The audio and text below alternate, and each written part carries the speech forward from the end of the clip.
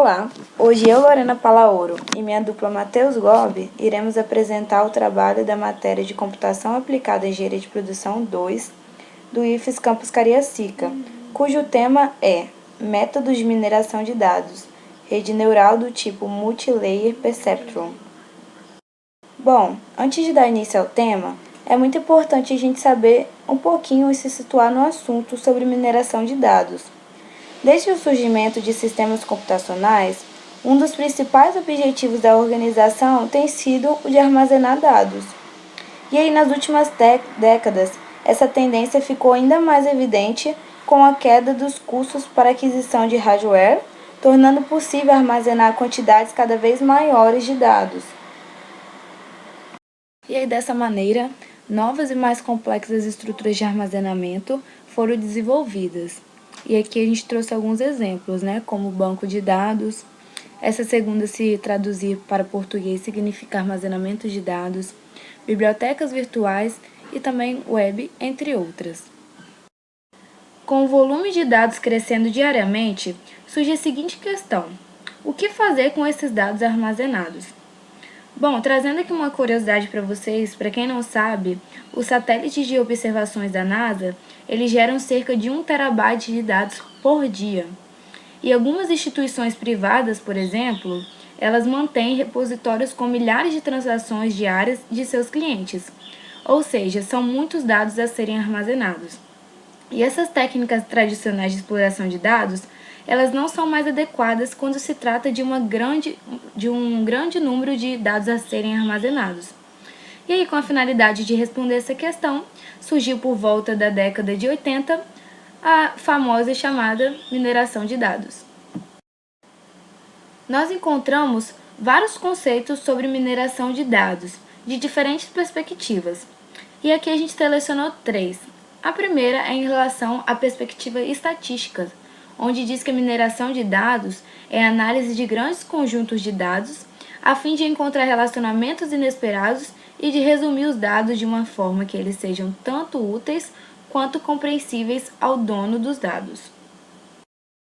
Já em relação à perspectiva de bancos de dados, mineração de dados é um campo interdisciplinar que junta técnicas de máquinas de conhecimentos, reconhecimento de padrões, estatísticas, banco de dados e visualização, para conseguir extrair informações de grande base de dados. E por fim, o último conceito que a gente trouxe sobre mineração de dados é em relação à perspectiva do aprendizado de máquina, que diz que a mineração de dados é um passo no processo de descoberta de conhecimento, que consiste na realização da análise dos dados e na aplicação de algoritmos de descoberta que, sob certas limitações computacionais, produzem um conjunto de padrões de certos dados. As técnicas para a realização do processo podem ser aplicadas a tarefas usadas para solucionar um problema de descoberta que precisa ser solucionado. 6 deles são geralmente utilizados, que é classificação, regressão, associação, segmentação, predição e descrição. Agora explicando algumas tarefas de mineração de dados. Classificação: se constrói um modelo de algum tipo que possa ser aplicado a dados não classificados a fim de categorizá-los em classes. O objetivo é descobrir um relacionamento entre atributo meta, cujo valor será previsto, e um conjunto de atributos de previsão. É usado para classificar pedidos de crédito, esclarecer pedido de seguro fraudulento, ou até para identificar a melhor forma de tratamento de um paciente, e etc.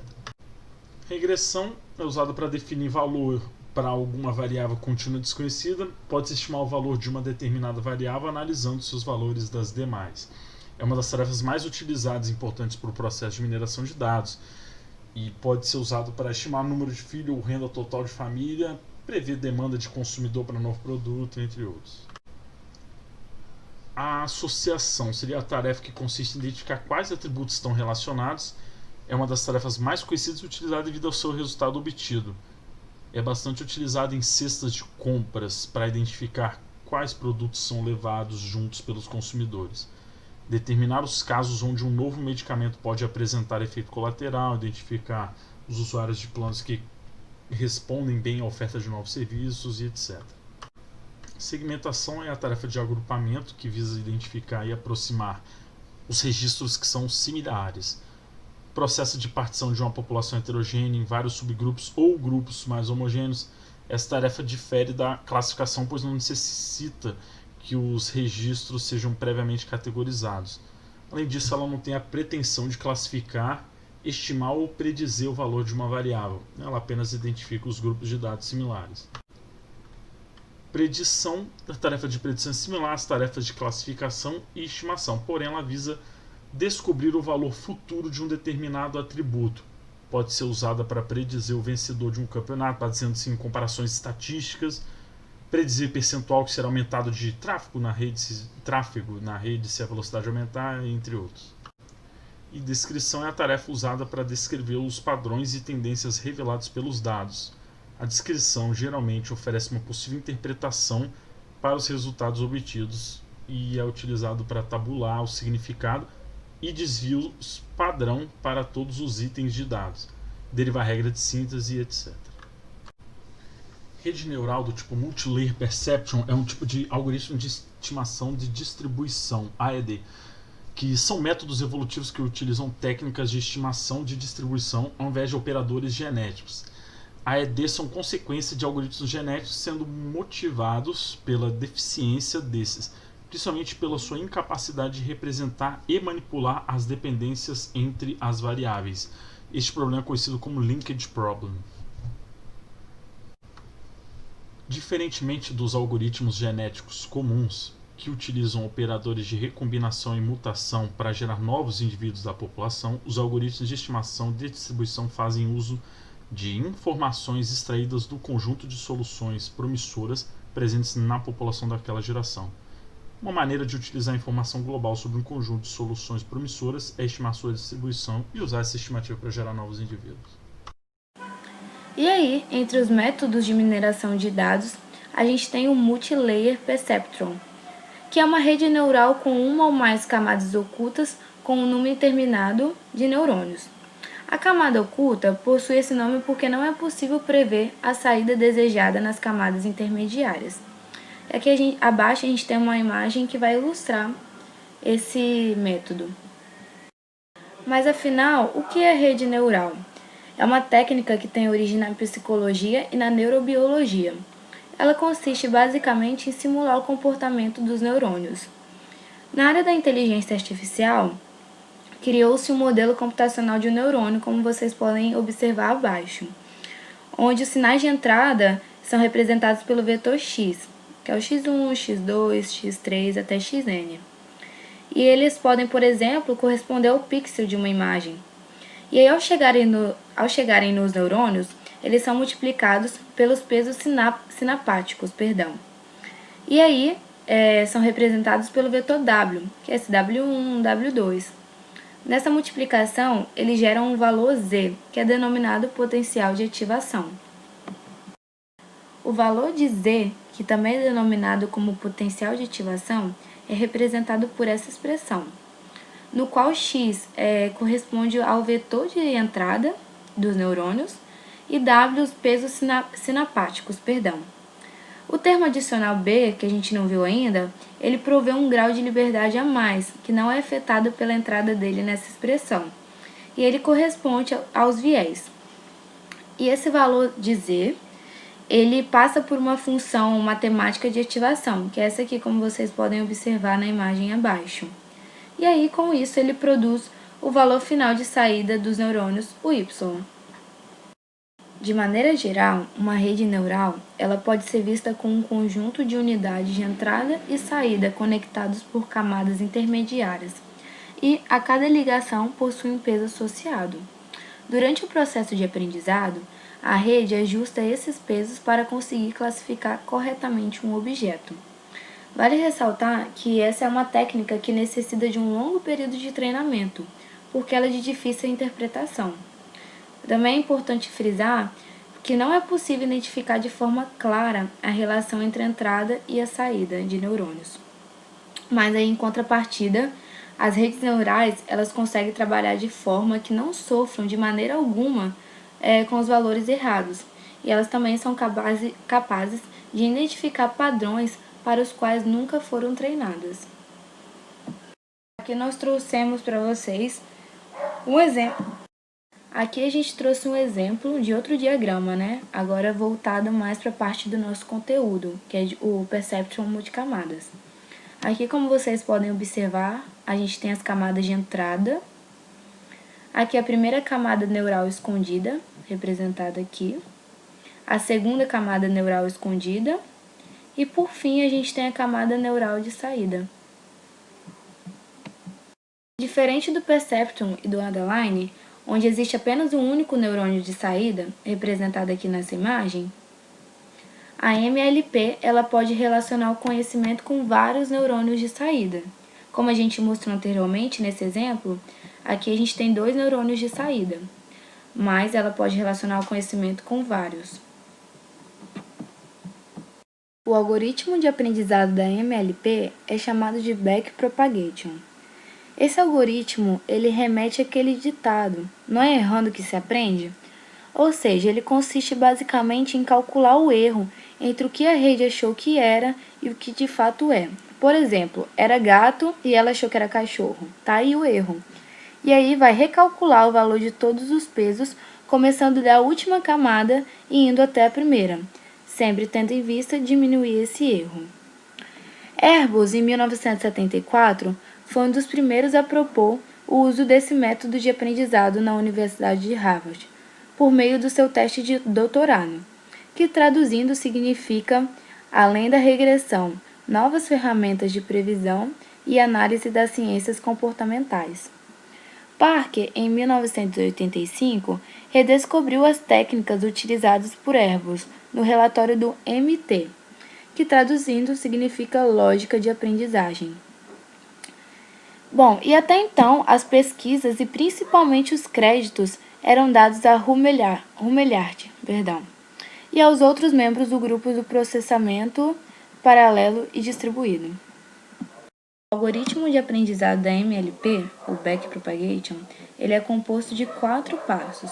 O primeiro é a iniciação, iniciar todos os pesos da rede com pequenos valores aleatórios.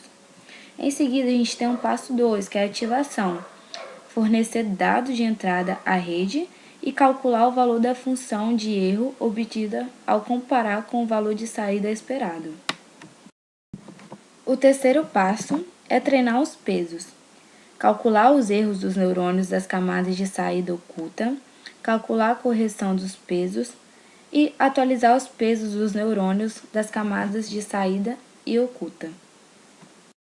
Por fim, o último passo, que é o quarto, é a interação.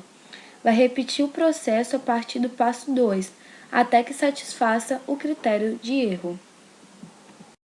Nada melhor que um exemplo prático desse método MLP para fixar bem o que foi explicado. Nesse caso, o exemplo que a gente trouxe, ele consiste em separar as classes de uma determinada flor. E a gente tem a íris versicolor, setosa e virgínica. Na camada de entrada, a gente tem os valores de largura e comprimento das pétalas e sépalas. Temos 5 neurônios na camada oculta e, por fim, a gente tem 3 neurônios de saída, que são representados pela classificação das flores. Vale ressaltar que você pode criar quantas camadas de neurônios quiser. Para exemplificar uma aplicação prática do método, foram utilizados dados relacionados ao seguro de vida de uma empresa. O programa utilizado para aplicar o método do Multilayer Perceptron foi o Stata 13, utilizando o pacote MLP2 do Stata, que seria o Multilayer Perceptron de 2 camadas, por isso é MLP2, 2 camadas ocultas de neurônios. Depois foi utilizado o comando Summarize para poder observar as variáveis que seriam observadas, né, que seria Insure, que seria o seguro, o tipo de seguro no caso, idade, sexo, etnia e o local de trabalho. Faltam apenas algumas observações, no caso algumas informações faltando na área de seguro, mas o programa mesmo preenche isso a partir da média para poder executar o modelo. O comando utilizado foi o fit. Fit seria o responsável pela especificação do modelo e o treinamento dele, já que precisa treinar essa rede neural. E foi utilizado o o perceptrão de multicamadas com 2 camadas de 100 neurônios cada. O mínimo a ser feito na aplicação da função é introduzir o número de neurônios em cada camada, ali em Layer 1, que seria a primeira camada com 100 neurônios, e Layer 2 com 100 neurônios também. E, para exemplo, todos os valores serão deixados como default, os outros valores, como, por exemplo, o otimizador, a função loss, tudo vai ser deixado no default, que seria o padrão. Além disso, também a função foram introduzidas as variáveis que foram ditas anteriormente, que seriam ensure, age, male, non-white e site. O otimizador padrão que vai ser utilizado é o SGD, que seria do próprio padrão dessa função MLP2, que é o otimizador descendente de gradiente estocástico. Ele serve para controlar o quanto alterar o modelo em resposta ao erro estimado cada vez que os valores são atualizados. Você também pode mudar valores como a taxa de aprendizagem, número de iterações e até o otimizador, entre outros valores, mas nesse caso foi deixado como default, como já dito anteriormente. E normalmente se roda várias vezes o modelo com diferentes valores para encontrar um melhor modelo. Nesse caso, escolhemos dessa forma com 100 neurônios cada camada. O modelo, o resultado dele é apresentado por 3 partes. A primeira contém as informações básicas, como a quantidade de variáveis de entrada, que foram 4, o número de neurônio por cada camada, camada 1 e camada 2, e quais são os outputs, que são 3, que eu vou citar posteriormente. E também a loss function, que foi escolhida pelo próprio otimizador, que já é o SGD. Depois tem o tipo de otimização utilizada, junto com as informações específicas da função otimizadora, que seria essa segunda parte aqui, como o tamanho de cada grupo de dados e o máximo de iterações que a rede neural vai fazer, junto com a loss tolerance, que tem a ver com a função de perda, e a taxa de aprendizado, que define o quão rápido e o quão eficiente pode ser o aprendizado do software. E a terceira parte é depois que a otimização acontece, contendo o número de iterações de otimização, foram 56, e o erro inicial e final. O fato do erro ter diminuído é bom, mas não diz tudo sobre a qualidade do ajuste. Depois desse treinamento do software, foi usado o comando predict, que é comando para o cálculo da previsão da amostra a partir do modelo treinado anteriormente. Nesse caso tem 2 partes da função, como genvar.pr, que é para fornecer o esboço para as variáveis que conterão as probabilidades previstas no modelo, que seriam os resultados. Tem 3 tipos de resultado diferentes, que seria o de indenização, pré-pago e o sem seguro. E o TrueLabel ensure seria a função para garantir, especificar que a variável resultante vai ser calculando a performance da previsão, vai ser a ensure. Esse resultado de 0,59 mostra 59% de precisão da amostra, que não é uma precisão tão boa, mas melhor do que previsões simplesmente aleatórias. E para melhores resultados, é claro, pode-se tentar ajustar o modelo e opções de otimizações dentre as várias que tem para tentar melhorar essa precisão da amostra, do método. E observando os resultados previstos de 1 a 10, são 3 resultados possíveis: o de indenização, o de pré-pago e o do uninsured, que seria o sem seguro.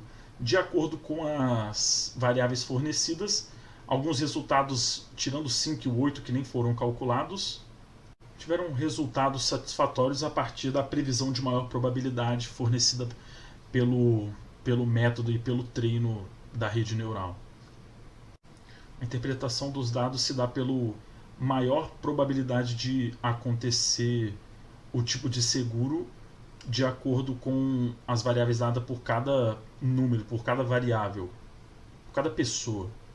Por exemplo, o 4, 21% de chance do indemnity, que seria indenização, e o pré-pago está com 74%, então o resultado dá como pré-pago, tipo de seguro.